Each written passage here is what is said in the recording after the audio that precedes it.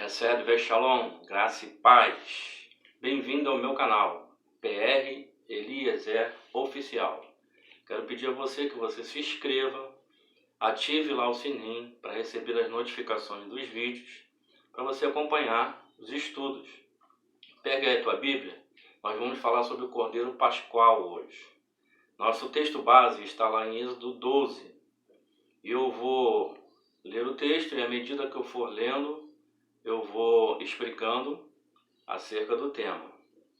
Em Êxodo 12, versículo 1, diz assim: E falou o Senhor a Moisés e a Arão na terra do Egito, dizendo: Este mesmo mês vos será o princípio dos meses. Este vos será o primeiro dos meses do ano. O advento da Páscoa, Deus institui a Páscoa e ao mesmo tempo ele institui um calendário, e diga-se de passagem, um calendário profético. E o significado disso é que Israel estava passando da velha vida para a nova vida. A palavra Pessah, no hebraico, Páscoa, significa passagem, fazendo uma referência à passagem do anjo por cima das casas dos hebreus, a qual estava o sangue nos umbrais e na verga das portas, impedindo assim que um anjo os matasse.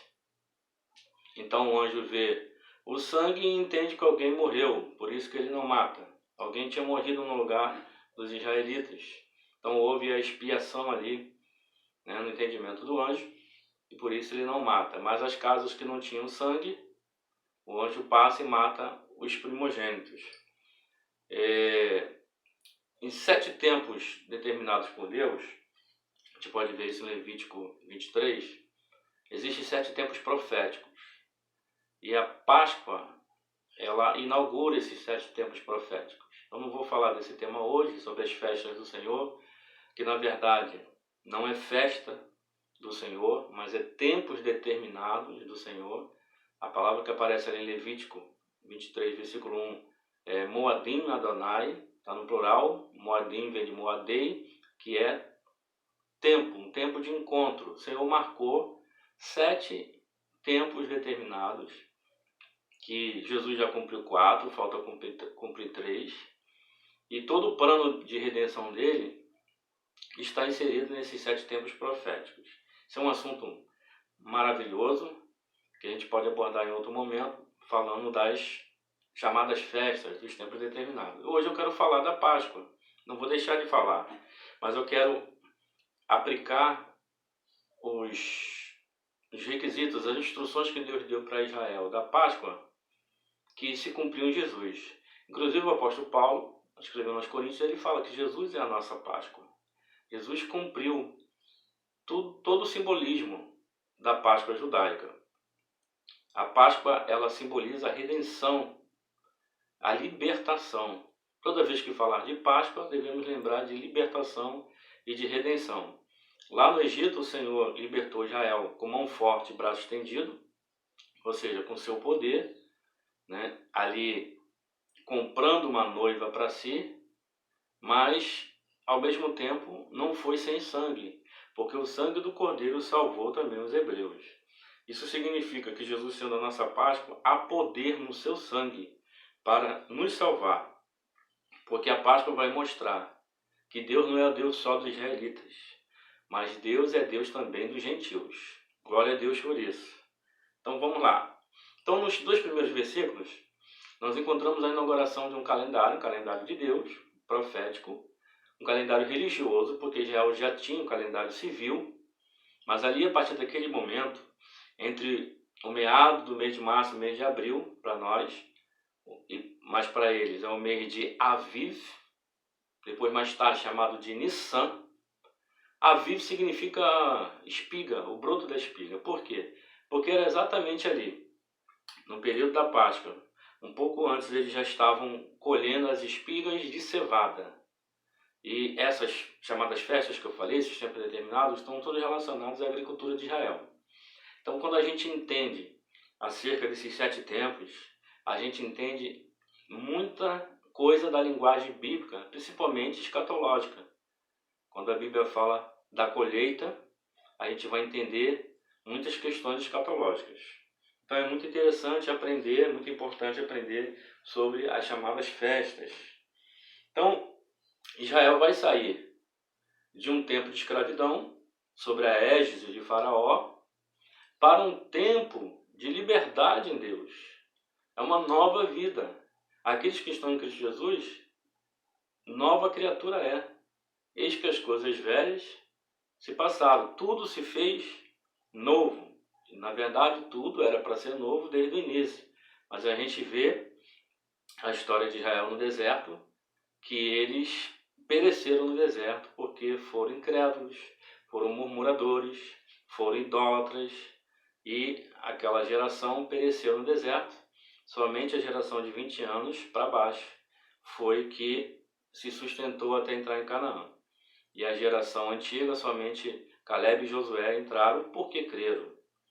E o escritor dos Hebreus adverte aos hebreus, tomando como exemplo esse período dos israelitas lá no deserto, dizendo que eles não entraram no descanso do Senhor porque foram incrédulos. E nós temos que ter cuidado também para que a nossa incredulidade não venha a nos levar à perdição. No versículo 3, ele começa a instruir a Israel como eles deveriam comer a Páscoa. Ele diz assim: falai a toda a congregação de Israel, dizendo: aos 10 deste mês, aos 10 do mês de Aviv, depois você pode ler lá Êxodo 13, versículo 4, aparece esse nome. Na tua Bíblia vai estar Abibe, mas não se pronuncia assim, se pronuncia Avive, o mês de Aviv. Êxodo 13, 4, foi o mês que eles saíram do Egito. E aos 10 dias desse mês, o que eles tinham que fazer? Tome cada um para si um cordeiro, segundo as casas dos pais, um cordeiro para cada casa. Então, cada família deveria pegar do rebanho um cordeiro e colocar em suas casas no dia 10. Versículo 4. Mas se a família for pequena para um cordeiro, então tome um só com o seu vizinho perto de sua casa. Conforme o número das almas, conforme o comer de cada um, fareis a conta para o cordeiro. Quero falar algo aqui rapidamente. Jesus é grande demais para uma família. Jesus é grande demais para uma nação como Israel. Isaías 49, ele diz o seguinte, falando do servo sofredor, que é o nosso Senhor Yeshua. Ele diz que é pouco seres, né, o Messias, o Salvador de Israel. Mas também te dei para a luz dos gentios. Ora, ele é muito grande para ser compartilhado apenas com Israel. Ele deve ser compartilhado com todos os homens. Afinal de contas, ele morreu por todos. Ele não morreu só pelo povo judeu. Ele morreu por todos. E os israelitas que creram demoraram para entender essa questão, mesmo no meio da igreja. Demoraram a entender que a salvação se estendia também para os gentios. Então Jesus é muito grande, deve ser compartilhado a todos. Ele não é só nosso. Ele é um cordeiro que todos podem comer dele. Glória a Deus. Versículo 5. O cordeiro ou o cabrito será sem mácula, um macho de 1 ano, o qual tomareis das ovelhas ou das cabras. Aqui é para simbolizar a sua inocência e a sua submissão, apontando para Jesus. O animal de 1 ano era um filhote ainda e não tinha testosterona ainda, portanto era um animal manso. Tenta domar um carneiro, ele vai te chifrar, porque ele já é adulto, ele já tem testosterona, ele não vai se sujeitar a você. Então, para que o simbolismo fosse correto, tinha que ser um animal bem tenro ainda, de 1 ano, apontando para a submissão de Jesus. Versículo 6. E o guardareis até o 14º dia deste mês, e todo o ajuntamento da congregação de Israel sacrificará à tarde. Então, existem alguns pontos aqui importantes. Ele tinha que ser recolhido para as casas dos israelitas no dia 10 do mês de Aviv, mês de Nissan, durante 5 dias, do dia 10 ao dia 14, ele deveria ficar ali na casa. Para quê? Para ser observado.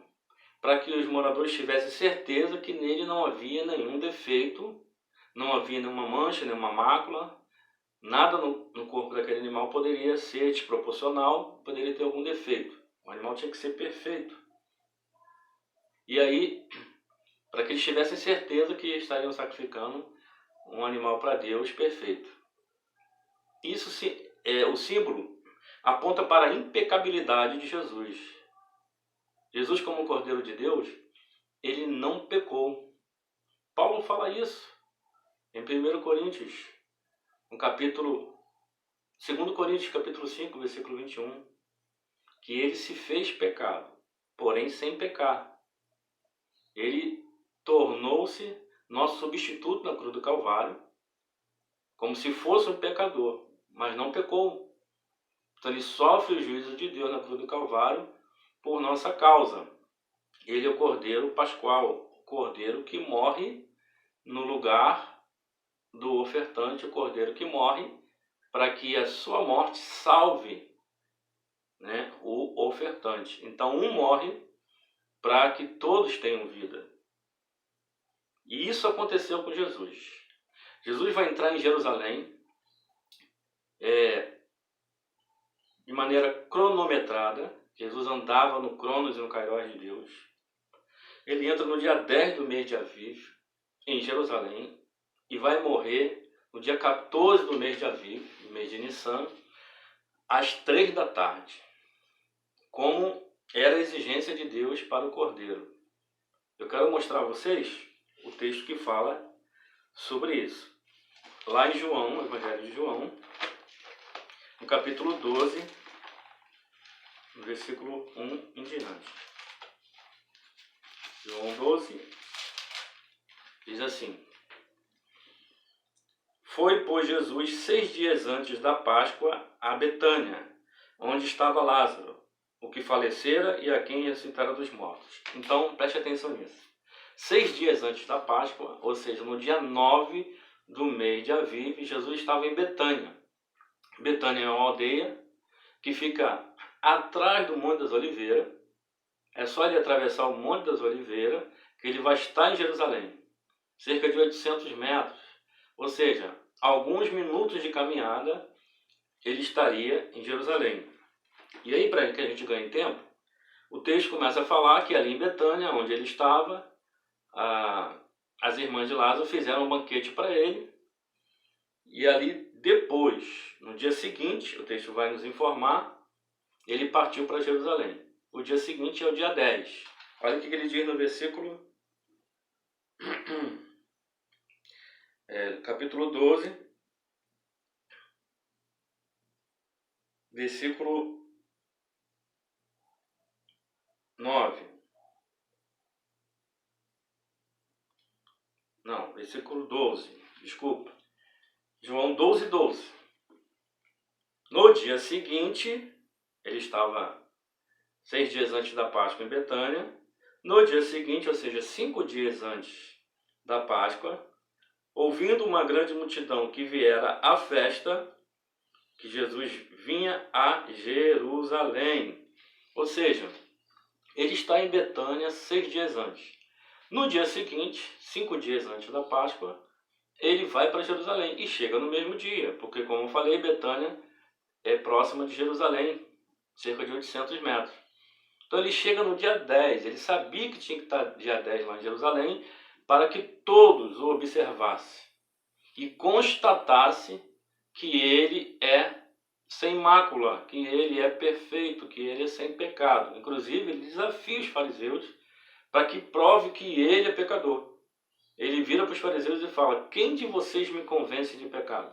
Ninguém poderia fazê-lo. Os fariseus tentaram muitas vezes lançar tropeço sobre Jesus, inclusive fizeram uma acusação, os sacerdotes, os fariseus, os escribas, fizeram acusação mentirosa para condenar Jesus, porque só assim poderiam levar Jesus a juízo, né? Juízo condenatório, e mentiram, inclusive compraram testemunhas para que mentisse a respeito dele.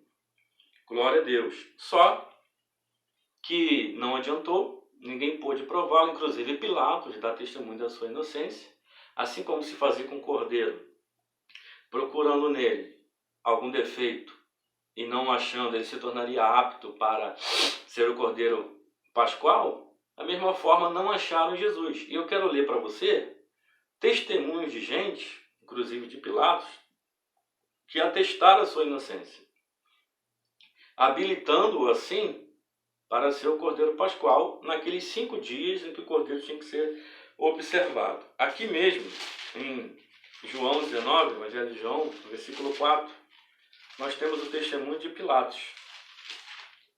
Diz assim: então Pilatos saiu outra vez fora e disse-lhes: eis aqui vos trago fora para que saibais que não acho nele crime algum. Pilatos fala para a multidão dos judeus: olha aqui, eu não acho nele crime algum. E no versículo 6 ele repete: e vendo, pois, os principais sacerdotes e os servos, clamaram dizendo: crucifica-o, crucifica-o. Disse-lhes, pois, Pilatos: tomai vós e crucificai, porque eu nenhum crime acho nele. Então nós temos o primeiro testemunho. Pilatos olha para ele, para o Cordeiro de Deus. Ainda que ele não sabe que ele é o Cordeiro de Deus, ele fala: não consigo ver nele crime algum. Ele é inocente. Nós temos o testemunho de Judas após traí-lo. Judas chega diante do sacerdote e vai devolver as moedas a qual ele vendeu Jesus. E Judas fala: traí sangue inocente. E aí o sacerdote fala: e o que a gente tem com isso? Isso aí é contigo. E vários outros testemunhos. Outro é do malfeitor na cruz. Eu não vou ler, mas vou citar para você. Lucas 23, 41. O malfeitor que creu, ele disse para o outro que estava escarnecendo o seguinte: primeiro, que era para ele calar a boca, e que aquele que estava ali morrendo crucificado era inocente. Ele fala: nós merecemos. Estamos sendo mortos, crucificados, nós merecemos. Mas esse nada fez para que estivesse aqui. Confira lá Lucas 23, 41. Nós temos também o testemunho dos soldados, Mateus 27, 54. Eu não vou ler todos os textos, mas estou te dando aí o endereço.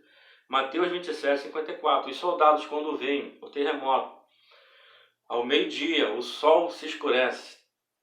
Os soldados então dizem o seguinte: verdadeiramente, este era o Filho de Deus.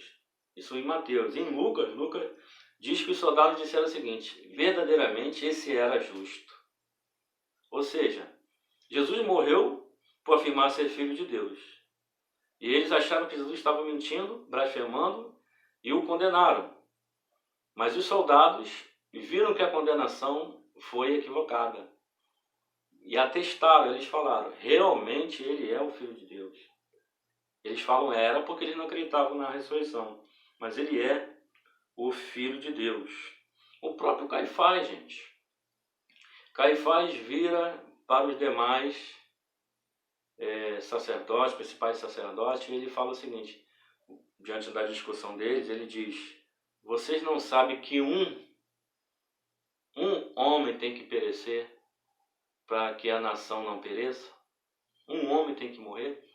E a Bíblia diz que ele, sendo sumo sacerdote da época, Deus o usou para falar aquilo. Porque eles entendiam, através dos sacrifícios que durante 1500 anos eles fizeram, que o sangue de animal não poderia purificar ninguém, expiar o pecado de ninguém. Então ele entendeu. Eu não sei a que nível que ele entendeu, ele foi usado por Deus ali, mas um pereceu por causa da nação. Cumprindo Isaías 53. Isaías 53, o servo sofredor, que morreu por causa do pecado não só da nação de Israel, mas pelo pecado de todos do mundo inteiro. Vamos lá, continuando aqui. Glória a Deus. Versículo 7. E tomarão do sangue poluão em ambas as ombreiras, ou em ambos os umbrais, e na verga da porta, nas casas em que o comerem. Então eles tinham que colocar o sangue do animal sacrificado nas ombreiras, nos umbrais, né, um lado horizontal, e na vertical colocar também na verga, formando assim uma cruz. Porque a cruz é o lugar em que o Cordeiro Pascual, Jesus, vai ser sacrificado. Então ali é o símbolo da cruz. E por que na porta? Porque a porta é símbolo de acesso nas Escrituras. Ou seja, o simbolismo ali é que na cruz do Calvário, como a Bíblia relata, o véu se abriu e o acesso a Deus foi aberto. Pelo sangue do Cordeiro. O véu se rasgou, que o escritor aos Hebreus diz que é o seu corpo, né? Ali na cruz do Calvário, quando ele ofertou o seu corpo, o caminho que estava impedido foi aberto. A Bíblia fala em Hebreus que Deus inaugurou um novo e vivo caminho. O caminho que é o próprio Jesus, o caminho para Deus. Glória a Jesus. E por que não poderia ser na soleira da porta? Por que tinha que ser nos umbrais e na verga, formando a cruz? Não poderia ser na soleira. Por quê? Porque senão o simbolismo seria de profanação. Pisar ao sangue seria uma profanação.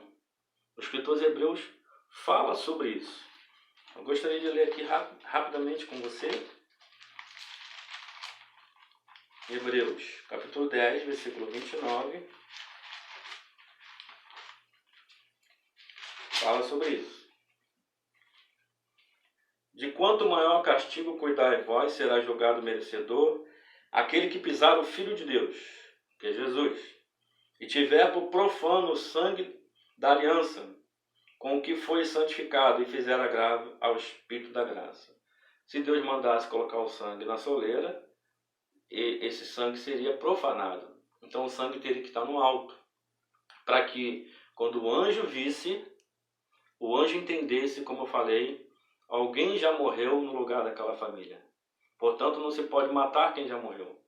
Aquela família morreu simbolicamente quando o cordeiro morreu. Então, foi expiado o pecado daqueles israelitas, simbolicamente apontando para Jesus. Então, todo aquele que crê em Jesus está coberto com o seu sangue. E ainda que morra, Jesus falou, ele viverá. Ele vai viver para sempre. Glória a Jesus. No versículo 8 do capítulo 12 de Êxodo, ele continua dizendo: e naquela noite comerão a carne assada no fogo, com pães asmos, com pães sem fermento, com ervas amargosas, e a comerão. Versículo 9. Não comereis dele nada cru, nem cozido em água, senão assado no fogo. Por que o cordeiro teria que ser assado no fogo? Ter o contato direto com o fogo e não comer cru e nem ser cozido em água. É porque o fogo na Bíblia é símbolo do juízo de Deus. Geralmente é símbolo do juízo de Deus. E Jesus, como Cordeiro Pascual, ele deveria sofrer o castigo, o juízo de Deus em nosso lugar. E é por isso então que ele é assado. Literalmente, ele sofreu no seu corpo aquilo que nós merecíamos sofrer. Então ele, como Cordeiro substituto, como Cordeiro Pascual, ele recebe na cruz do Calvário, tá, a justiça de Deus nele, para que nós fôssemos feitos. Ele sofre a consequência dos nossos pecados para que nós fôssemos feitos justiça de Deus. Então nele, aqueles que creem nele, são justificados pela fé. Glória a Deus. Versículo 10. E nada dele deixareis até pela manhã, mas o que dele ficar até pela manhã queimareis a fogo. No versículo 10, ele está falando, o simbolismo aqui é de total entrega e consagração. Não poderia sobrar nada do cordeiro. Por quê? Porque fala da obra consumada. Jesus na cruz do Calvário, ele gritou, antes de entregar seu espírito, ele falou assim, está consumado. No grego é tetelestai, como se ele dissesse, está pago. Ele passa recibo na cruz. Ele paga o preço exigido para o perdão dos nossos pecados. Foi traduzido por consumado, porque tetelestai era um carimbo em que se consumava a compra. Então, na cruz do Calvário, ele não só paga o preço pelo nosso pecado, como nosso substituto, mas ele nos compra para Deus. Maravilhoso, não? Em saber que nós somos propriedades dele. E com isso, ele nos deu o selo do Espírito. O Espírito Santo é o selo que ele nos deu como prova de que nós pertencemos a ele. E ele vai nos buscar. Aqueles que têm o Espírito Santo é a garantia de que ele vai nos buscar, porque ele é o penhor da nossa herança. Nós fomos penhorados pelo Espírito Santo. Versículo 11.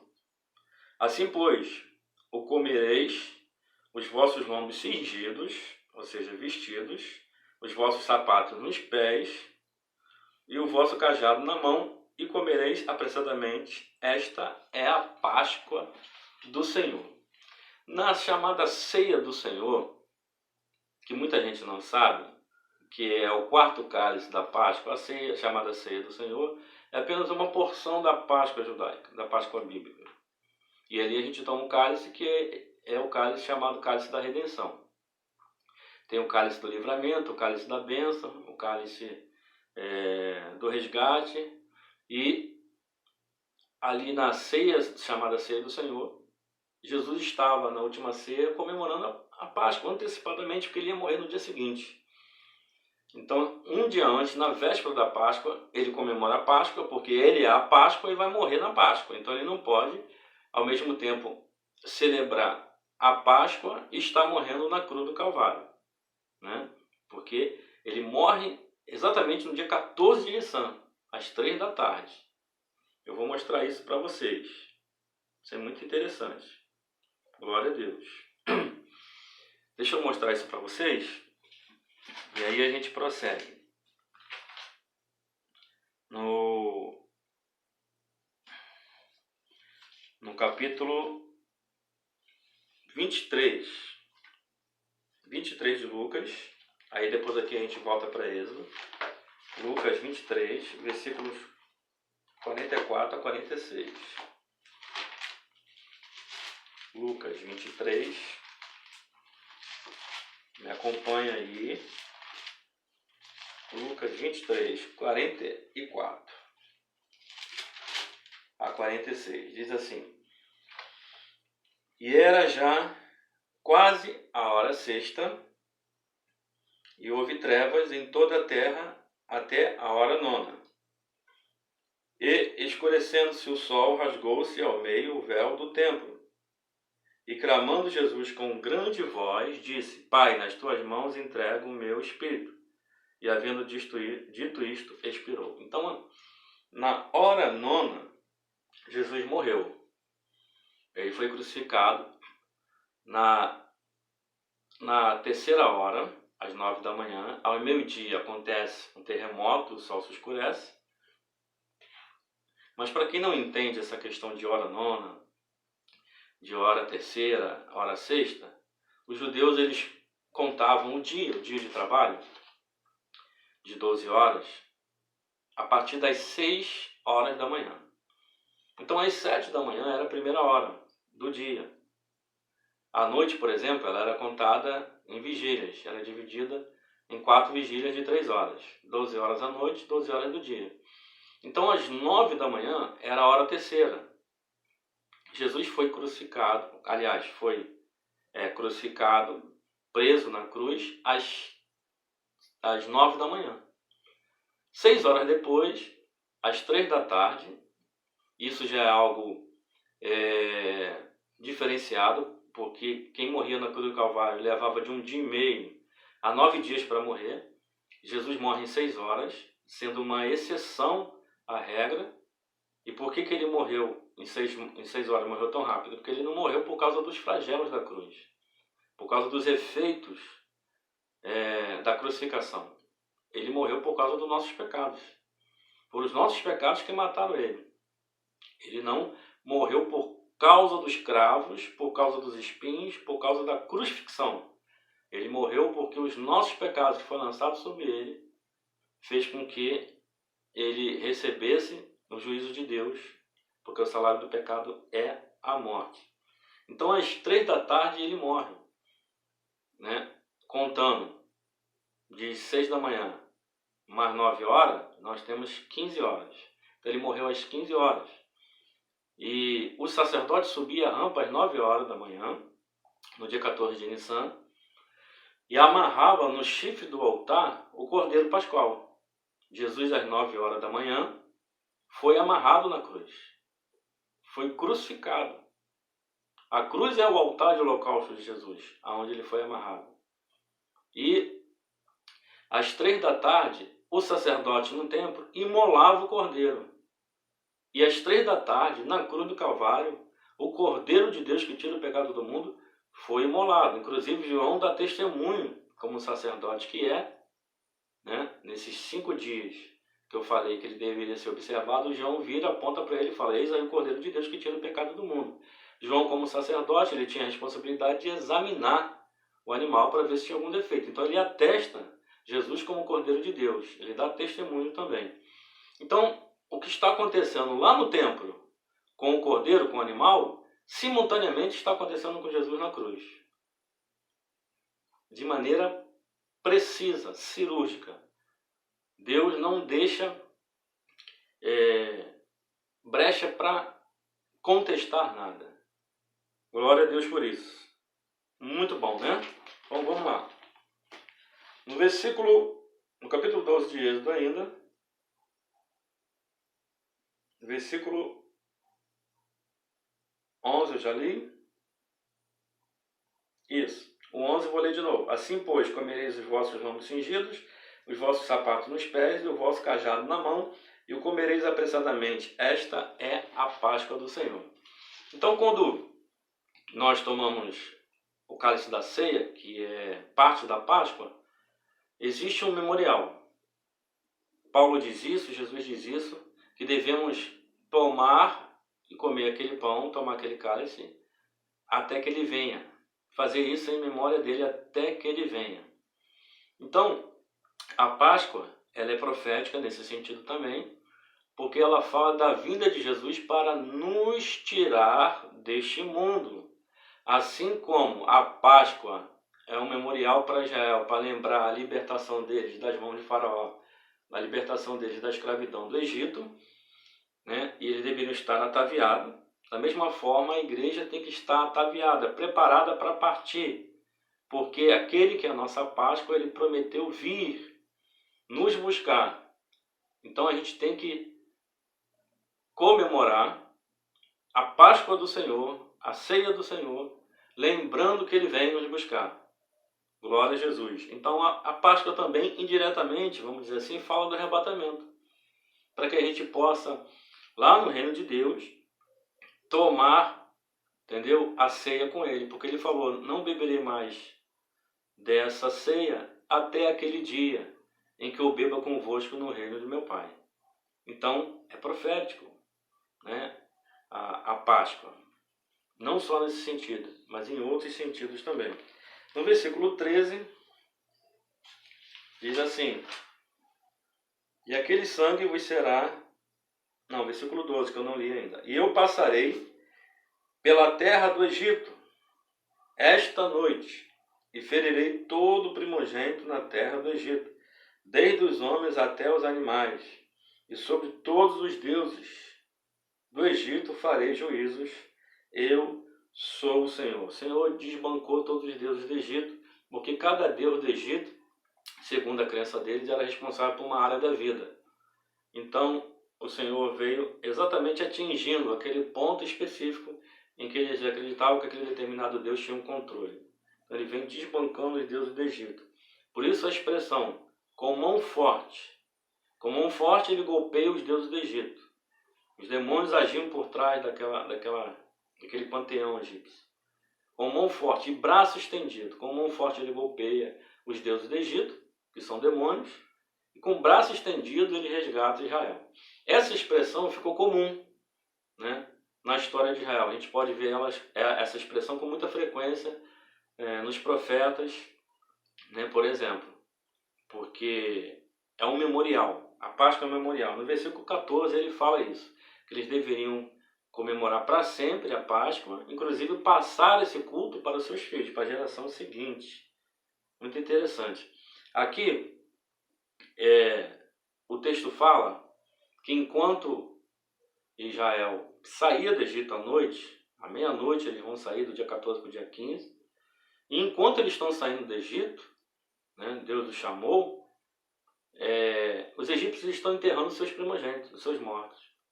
Foi isso que Jesus quis dizer quando ele chamou várias pessoas para segui-lo, e aquelas pessoas vieram com desculpas justificativas para poder não seguir a Jesus, e uma delas foi um indivíduo que falou que teria que enterrar seu pai.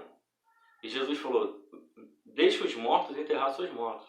Tu, porém, vem e segue-me. Fazendo uma referência a esse episódio do Egito.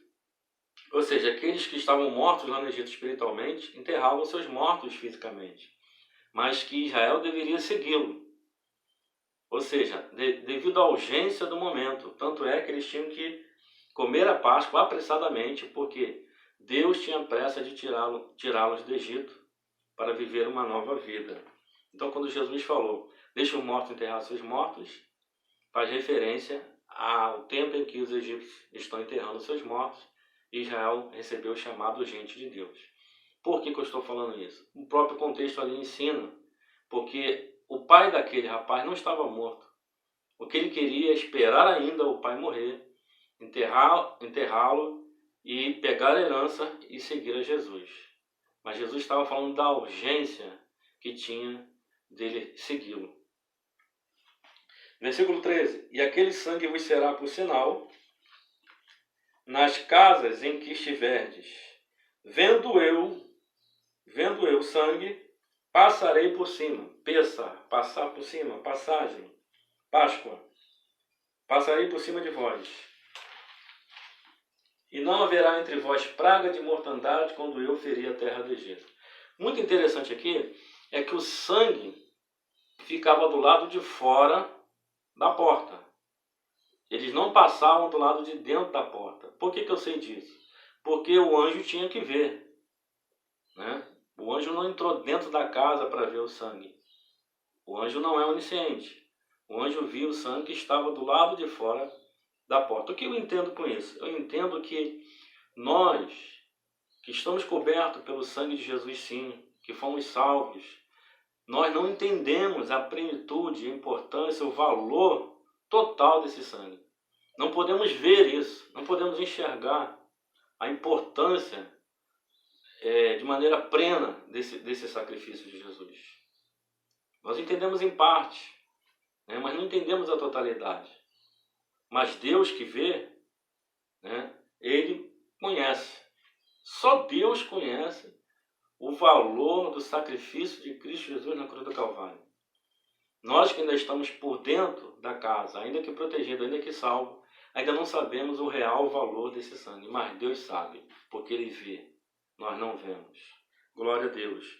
E para terminar aqui o nosso raciocínio, eu quero ler ainda o versículo 46 do capítulo 12. Versículo 46 diz assim: numa casa se comerá, não levarás daquela carne fora da casa, nem dela quebrareis osso. O cordeiro não poderia ter osso quebrado.